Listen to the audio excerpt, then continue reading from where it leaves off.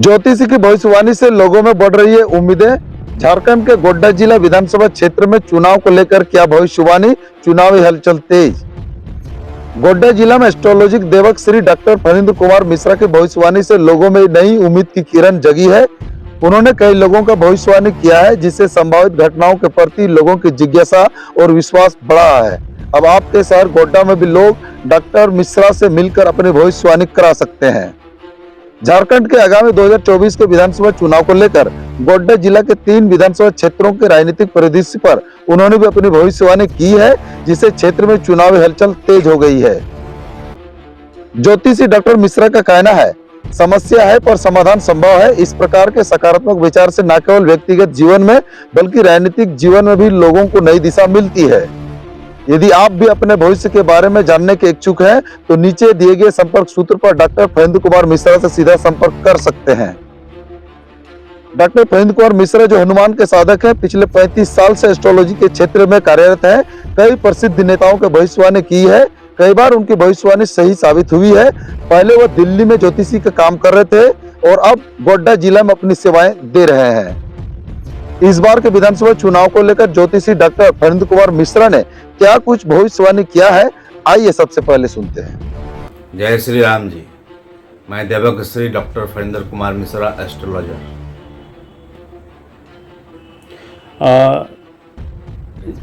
बाबा ये बताइए कि गोड्डा जिला में 3 विधानसभा है।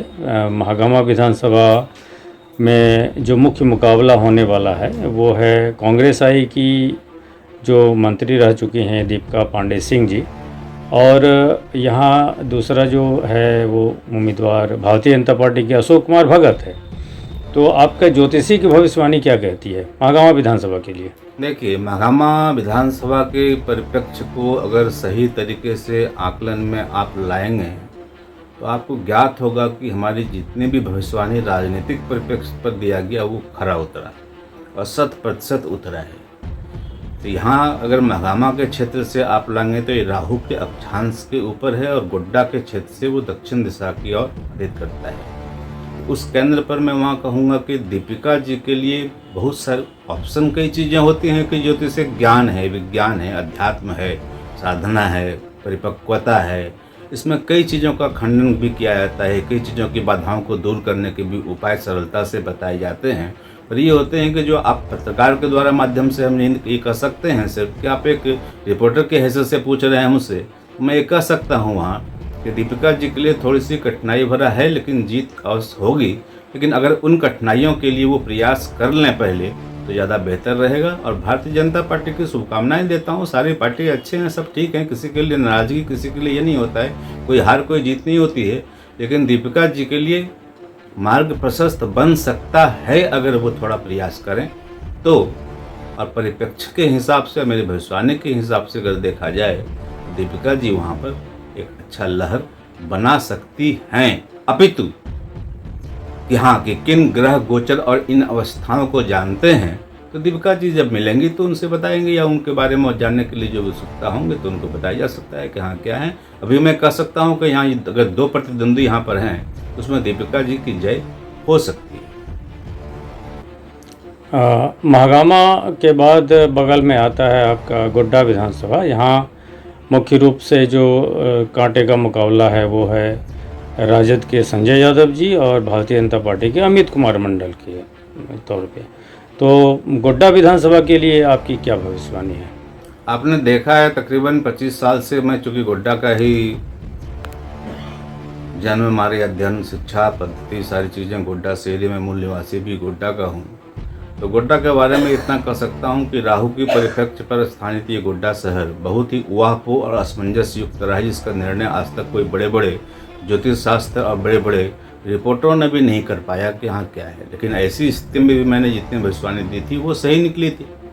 इस विषय में आप कुछ कहना चाहेंगे कि हाँ भविष्यवाणी मेरी गलत निकली? जो भी लिखा मैंने वो चीज़ सही लिखा और सही संज्ञान दिया, राजनीतिक चीज़ से परे हट करके कि मैं किसी पार्टी पॉलिटिक्स से होकर के भविष्यवाणी नहीं करता।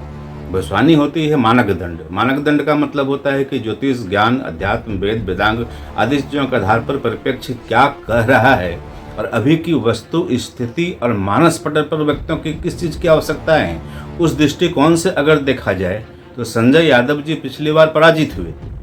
पराजित होने का कारण कुछ रहा होगा, उनको ज्ञात क्या रह गया था वो चीज़, लेकिन इस बार संजय यादव जी के जय होने की संभावनाएं ज़्यादा रहेंगी। और इसमें जो भी चीज़ें होती हैं कि हाँ कुछ विधि विधान बताई जाती हैं, चूँकि हम लोग शास्त्रोक्त रूप से भी काम करते हैं, तो वो अगर होती है तो यहाँ पर उनकी विस्तार दिखती है। भाजपा यहाँ पर अमित मंडल जी के बारे में जहाँ तक जानते हैं, तो चूँकि मैं यहाँ का निवासी भी हूँ और सौभाग्य से भारतीय जनता पार्टी के हमारे एमएलए भी हैं, तो उनका एक परिचय, उनका एक बंधन यहाँ पर नहीं है और अमित मंडल जी के लिए काफ़ी कठिन कांटा भरा संघर्ष होगा ये। अच्छा बाबा, ये इसके बाद बगल में आता है पुड़ैया विधानसभा, जहाँ की अभी के वर्तमान विधायक जो कांग्रेस के हैं प्रदीप यादव जी, उनके बीच और भारतीय जनता पार्टी के हैं देवेंद्र कुमार सिंह जी, उनके बीच मुकाबला बताया जाता है। तो इनके बीच में इन दोनों के लिए क्या भविष्यवाणी है? मैं सबसे पहले ये आपसे जानना चाहूँगा कि पुड़ैया हाट के क्षेत्र किस अक्षांश पर आते हैं। दूसरी चीज़ राजनीतिक माहौल, तीसरी चीज़ राजनीति में आवश्यकता, चौथी चीज़ कि वर्तमान स्थिति में व्यक्ति के लिए क्या आवश्यक है। इसमें सारे तबकों को लेकर के मद्देनजर रखते हुए अगर देखा जाएगा तो मैं वहाँ कहूँगा कि प्रदीप यादव जी इस बार विजय पताका पुनः फहराएंगे।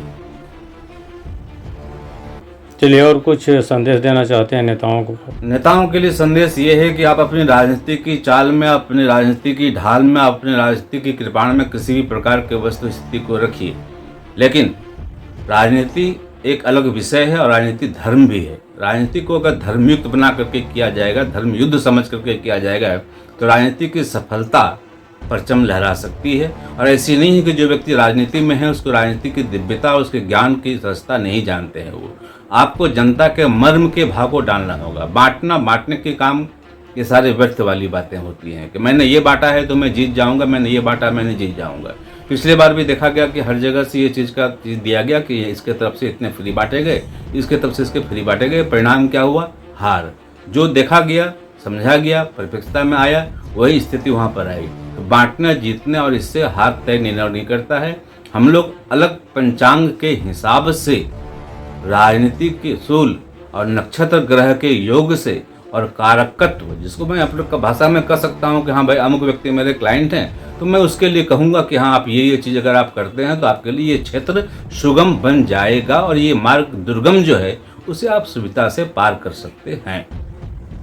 इसीलिए हर राजनीतिक व्यक्ति के लिए मैं संबोधन करता हूँ, हर व्यक्ति को संबोधित करता हूँ कि वर्तमान स्थिति, गरीबी, महंगाई, बेरोजगारी, ये मुख्य रूप से 75-73 व्यक्ति के लिए है।